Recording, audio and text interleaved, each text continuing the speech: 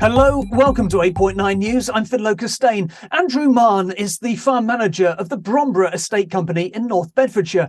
He's recently taken the decision to integrate rows of agroforestry within the farm's combinable crops. I asked him to start by telling me a bit more about what's farmed on the Bromborough Estate. Yeah, so we're 840 hectare, pretty much in a ring fence in North Bedfordshire, about an hour north of London.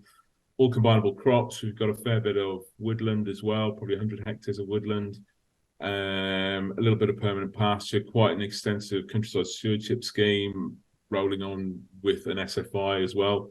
But yeah, we've got a few diversifications, some industrial lets, a couple of solar parks as well. So fair few diversification bits going on as well as just farming. Why have you decided to integrate agroforestry into your system? I think it was something I've been interested in. I'm interested in nature. I'm interested in sort of farming with nature and trying to mimic it. Some of our fields are quite big. Initially, when I heard about agroforestry, I thought it's not for me, not for us. No, dismissed it completely. But as time went on, why was that? Why did you dismiss it originally? Well, it's a bit mad, isn't it? Just planting trees in the middle of the field. Why would you do that? It's just didn't really make sense, and I couldn't see it. But I think it was when I started to look a little bit more. As I've got older, I've sort of hit my late 40s. I've suddenly thought, actually, it's better to be a bit more open-minded about stuff. Don't judge it until you've seen it, looked into it, analysed it a little bit. So I thought, no, let's be a bit more open-minded. I went on the Agroforestry Open weekend.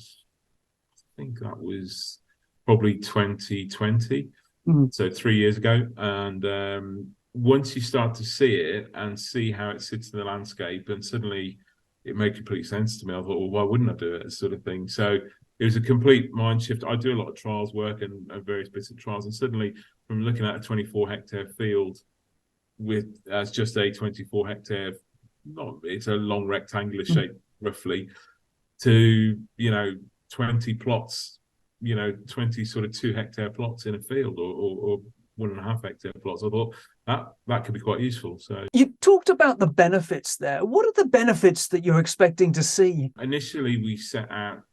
So I work for a brother and sister who own the farm. They're similar age to me, very supportive landowners, very similar outlook to me, and see it as a long-term prospect for the next generation as well, for their children. So I think the initial aim is to bring the outsides of the fields in a little bit, if that makes sense. So we see the benefits of beneficial insects and stuff.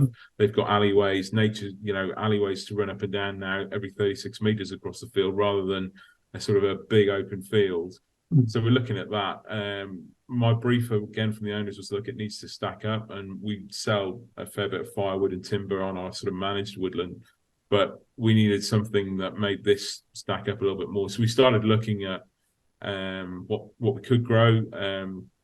We've got a neighbour who's got big apple orchards and a cider, makes cider. It didn't really appeal, didn't want to step on their toes, obviously. Didn't feel, we wanted to supply them. It was just a bit messy, and it's a fresh produce. We didn't really want apples. They're a little bit more technical.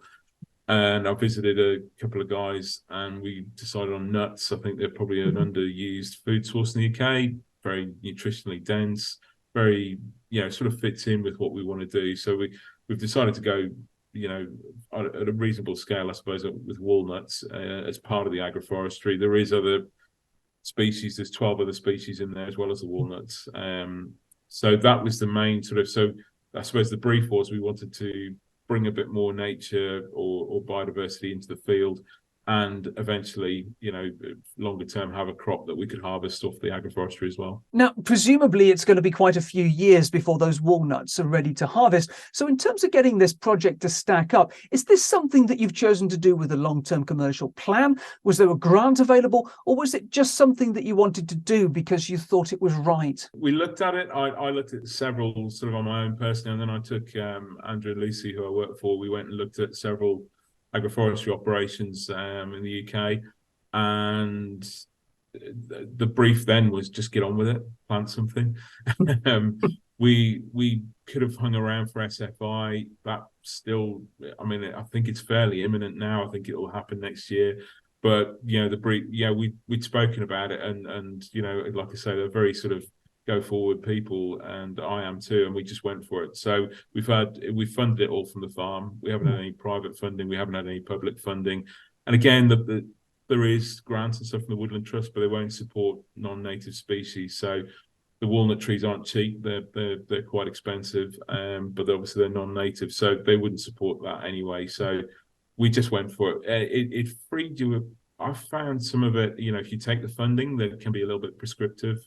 I knew pretty much what we wanted. We engaged with a chap called Ed Colbert to help us with the design. I kind of knew what the field was. I knew the size of the alleyways and everything. It was just really, he was great in terms of designing how many trees, what we needed. And we've actually integrated into the design an experiment looking at legume trees.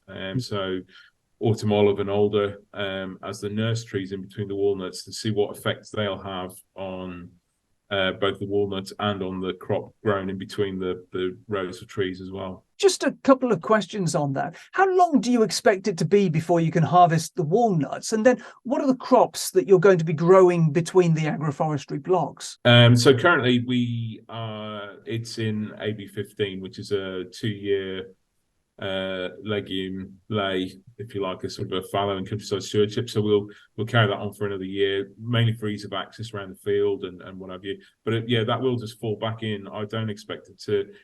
It might change a little bit, but the current plan is it will fall back into winter wheat next year and just fall in our cropping rotation of combinable crops. I have to admit there probably will be more experimentation in that field in terms of less inputs, probably, almost an organic type system in that field.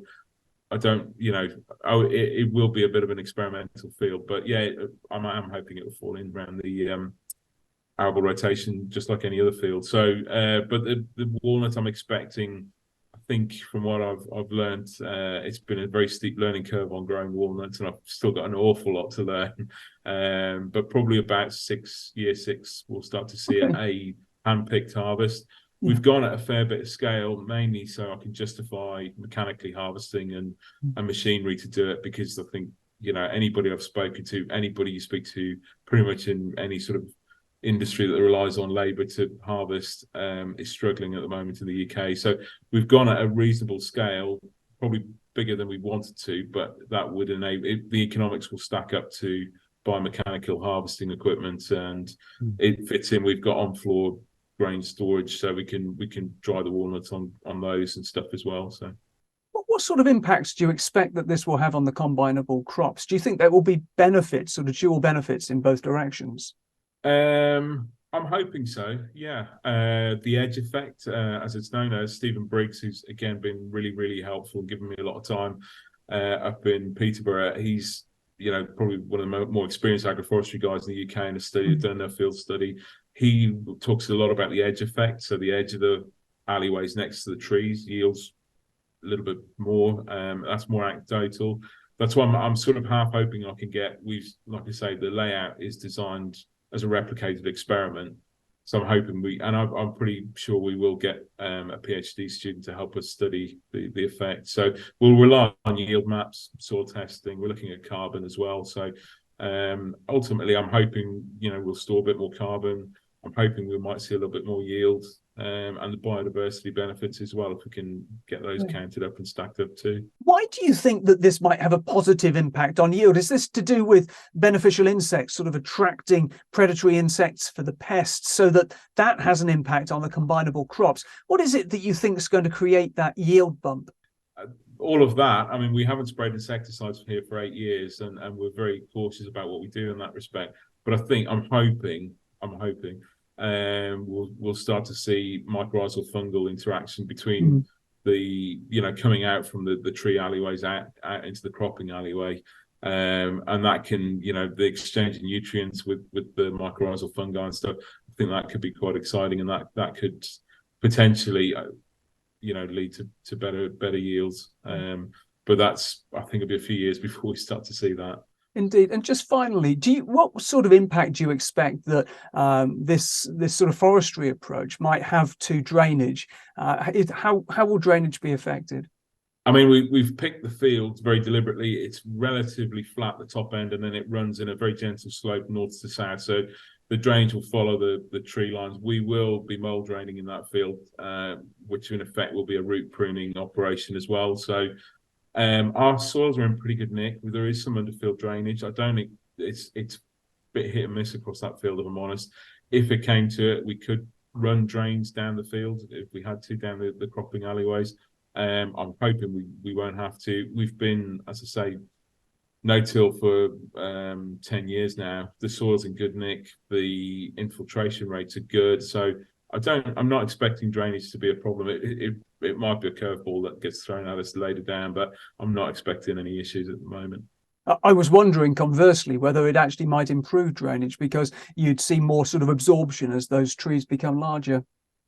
Potentially, yes. I mean, it's very wet at the moment, and most trees are dormant, so that would be the only counter argument. I suppose they're only ticking over at the moment. They're not pulling in huge amounts of water. I mean, conversely, you could argue, and other people have warned me that, are you worried about the trees potentially sucking the moisture out in the summertime from the cropping alleyways? But it's not something I've seen or heard about from anybody who's doing it, or is more experienced in agroforestry than me. They've never sort of said that. So we'll see. It's all a bit of a learning curve.